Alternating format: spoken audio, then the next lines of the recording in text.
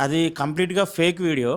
ఈరోజు మొత్తం టెలికాస్ట్ ఈటీ టీవీ అని, అదేవిధంగా బిగ్ టీవీకి సంబంధించినటువంటి అన్ని హ్యాండిల్స్‌లో అది ఫేస్‌బుక్ గానీ, ట్విట్టర్‌లో గానీ పెద్ద ఎత్తున ప్రచారం జరిగి వైరల్ అయితున్న పరిస్థితి ఉంది. అది కంప్లీట్‌గా ఫేక్ వీడియో, ఫేక్ ఆడియో అని జెప్పేసి ఈ సందర్భంగా నేను తెలియజేస్తా ఉన్నా. ఎందుకనంటే ఈరోజు అక్కడ ఆ ఆడియోలో ఏముంది? బీఆర్ఎస్ పార్టీ మీకు అండగా ఉంటది. అవసరమైతే లాయర్‌లని సుప్రీం కోర్ట్ దాకా పోయి గూడా కొట్లాడిద్ది. మనం అనుకున్నట్టు డీల్ అనుకున్నట్టు ఓకే గదా! మీరు పోయి అల్లు అర్జున్ ఇంటి మీద దాడి జేయండి. ఏమన్నుంటే రామన్న జూసుకుంటాడనే దాంతోని నా వాయిస్‌తోని ఈరోజు ఒక ఫేక్ వీడియోని చేసిన ఒక స్థితి ఉంది. అది ఈరోజు సోషల్ మీడియాలో విస్తృతంగా ప్రచారం అవుతున్న ఒక పరిస్థితి గూడా ఉంది. విప్లవ శ్రేణులు, పీడీఎస్ విద్యార్థులు అనేక మంది కాల్స్ చేసి, "అన్న ఈ వీడియో నీది ఇట్లా వస్తుంది. ఇది నీదేనా?" అని మాట్లాడుతున్న ఒక పరిస్థితి గూడా ఉంది. అంటే ఇది వ్యక్తిగతంగా నాకు చాలా అంటే నా వ్యక్తిత్వాన్ని, అదేవిధంగా నా రాజకీయ జీవితాన్ని గూడా అది ఒక దెబ్బతీసే విధంగా ఈరోజు ఫేక్ వాళ్ళు ఒక కుట్ర చేశారనేది నేను ఈ సందర్భంగా తెలియజేస్తా ఉన్నా.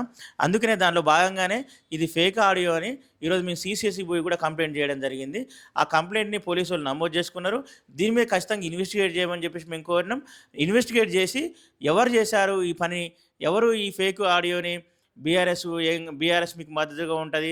మీకు సుప్రీంకోర్టులో లాయర్‌లను పెట్టి కొట్లాడుతదని చెప్పేసి మీరు మన అల్లు అర్జున్ ఇంటి మీద దాడి చేయండి అని చెప్పేసి మాట్లాడినటువంటి ఈ దాని మీద ఇన్వెస్టిగేట్ చేయమని కోరినాం. పోలీసోళ్ళు కూడా కేసు నమోదు చేసుకున్నారు. ఇది మేము ఇంకోసారి చెప్తున్నది ఏందంటే, ఇది కంప్లీట్‌గా అవాస్తవం. ఇట్లా ఫేక్ ఆడియోని సృష్టించడం అనేది చాలా వాస్తవానికి దూరంగా ఉంది.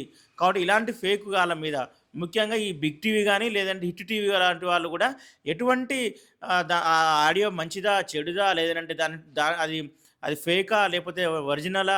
ఏం తెలుసుకోకుండా ఈరోజు విస్తృతంగా ప్రచారం చేయడాన్ని గూడా మేము తీవ్రంగా ఖండిస్తా ఉన్నాం.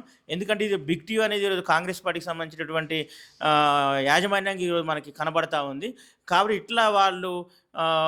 ఇట్లా ఫేక్ వీడియోని, ఫేక్ ఆడియోని, ఫేక్ న్యూస్‌ని ప్రచారం చేయడం అనేది చాలా సిగ్గుచేటు అని చెప్పేసి ఈ సందర్భంగా తెలియజేస్తా ఉన్నా. దాంట్లో ఆడియోలో పక్కా ఒక 2, 3 పేర్లు పెద్దవాళ్ళు వినిపిస్తున్నాయండి. మా మొత్తం స్టేట్‌లో అవే ఉంటాయి. రామన్ అని ఒకటి మెన్షన్ చేశారు. సో అతను ఎవరని అనుకుంటున్నారు మీరు? అంటే బీఆర్ఎస్ పార్టీ మీకు అండగా ఉంటదని చెప్పడము. దీంట్లో రామన్న అంటే ఇంకెవరు, నాకు తెలిసి కేటీఆర్‌ని ఉద్దేశించి వాళ్ళు ఫేక్ ఆడియోని సృష్టించి ఉండొచ్చు. కాబట్టి ఇట్లా అంటే పీడీఎస్సీ అనేది ఒక విప్లవ విద్యార్థి సంఘం, విద్యార్థుల కోసం గత 50 ఏళ్లుగా మేము పోరాటం చేస్తా ఉన్నాం. ఆ పోరాట ఒరవడిలోనే నేను గత 15, 16 ఏళ్లుగా నేను ఈ సంఘంలో పనిచేస్తా ఉన్నా. బీఆర్ఎస్ పార్టీకి మాకు ఎటువంటి సంబంధం లేదు. కాకపోతే గతంలో తెలంగాణ ఉద్యమంలో మా పార్టీ గాని, మేము ప్రజా సంఘాలుగా మేము గాని కొట్లాడి టీఆర్ఎస్ పార్టీగా కొట్లాడిన ఒక స్థితి ఉంది. వాస్తవానికి ఆ రోజు కేసీఆర్ గారిని అరెస్ట్ చేసి ఖమ్మం జైలుకి తీసుకొచ్చినప్పుడు కూడా మేము పీడీఎస్ విద్యాసంఘం ప్రత్యక్షంగా మేమందరం ఆడుండి కొట్లాడిన వాళ్ళం. అట్లా ఉద్యమ సంబంధాలు ఉంటాయి గానీ, పర్సనల్ సంబంధాలు గానీ, రాజకీయ సంబంధాలు గానీ ఏ పార్టీతోని కూడా ఉండవు. ఇది పీడీఎస్‌ని క్రెడిబిలిటీని దెబ్బతీయడం కోసం ఇట్లా ఫేక్ ఆడియోలని క్రియేట్ చేసిర్రని చెప్పేసి మేము భావిస్తా ఉన్నాం. ఈ అల్లు అర్జున్ ఎపిసోడ్ గురించి మీరు ఒక నాయకుడిగా లేదంటే కామన్ మ్యాన్‌గా ఏం చెప్పదలుచుకున్నారు? మేము ఈ అల్లు అర్జున్ గూడా మేము మొదటి నుంచి ఖండిస్తా ఉన్నాం. ఈ అల్లు అర్జున్ అట్లా మిడ్‌నైట్ రావడం అనేది సరైంది గాదు. దాని మీద చట్టపరంగా చర్యలు తీసుకోమని జెప్పేసి మేము కోరినాం. అయితే పోలీసోళ్ళు కేసుని రిజిస్టర్ చేసిర్రు. ఆయన్ని జైలుకి పంపించిర్రు. ఇప్పుడు విచారణ జరుగుతా ఉంది. కానీ విచారణ జరగనివ్వండి. నిజాలు నిగ్గు తేల్చనివ్వండి. అట్లా గాకుండా దీన్ని రాజకీయ ప్రయోజనాల కోసం ఉపయోగించుకునే ఒక పరిస్థితి మనకి తెలంగాణ రాష్ట్రంలో కనపడతా ఉంది.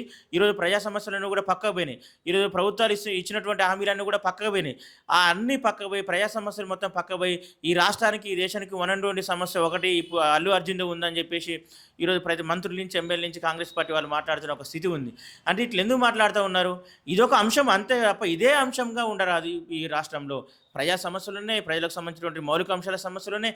అనేక సమస్యలు ఈరోజు చర్చకు రావాల్సిన అవసరం ఉంది. ఇట్లా ఒక పకడ్బందీగా ప్లాన్ ప్రకారం దీన్ని ముందు తీసుకొస్తున్న ఒక స్థితి కూడా ఉంది కాబట్టి విద్యార్థులు గానీ, నిరుద్యోగులు గానీ, యువకులు గానీ, ప్రజలు గానీ ఈ ట్రాప్‌లో పడకుండా మన సమస్యల పరిష్కారం కోసం మనం పోరాటం చేయాలని చెప్పేసి ఈ సందర్భంగా నేను ప్రతి ఒక్కరిని కోరుతాను. ఈరోజు అసెంబ్లీలో ఇదే విషయం పైన ఎంఐఎం ఎమ్మెల్యే గారు, కాంగ్రెస్ మినిస్టర్ ఇద్దరు మాట్లాడారు. దీని గురించి ఏమంటారు? ఈరోజు అనేక మంది అడ్వకేట్స్ గానీ, రాజ్యాంగం సంబంధించినటువంటి ఎక్స్‌పర్ట్స్ కూడా చెప్తా ఉన్నారు ఏందనంటే, ఒక కేసు విచారణ ఉన్నదాన్ని చట్టసభల్లో కావాలని ఒక సభ్యుడు అడగడం, దానికి ఈ రాష్ట్రంలో ఇంకొక సమస్య ఏం లేదు, ఇదొక్క సమస్య ఉందని చెప్పేసి దాదాపు 40 గంటల పాటు రేవంత్ రెడ్డి గారు దాని గురించి మాట్లాడడం అనేది కూడా సరైనది కాదు. ఎందుకనంటే అది జ్యుడిషియల్ సంబంధించి దాంట్లో ఉంది. ఒక కేసు ఉంది. ఆ కేసు చట్టపరంగా పోతుంది. దాని మీదనే మాట్లాడి అసలు సమస్యలు ఏం లేవు అన్నట్టు ఈరోజు రైతు బంధు రాలేదు, మహాలక్ష్మి రాలేదు, అనేకమైనటువంటి హామీలు ఈరోజు నెరవేర్చలేదు.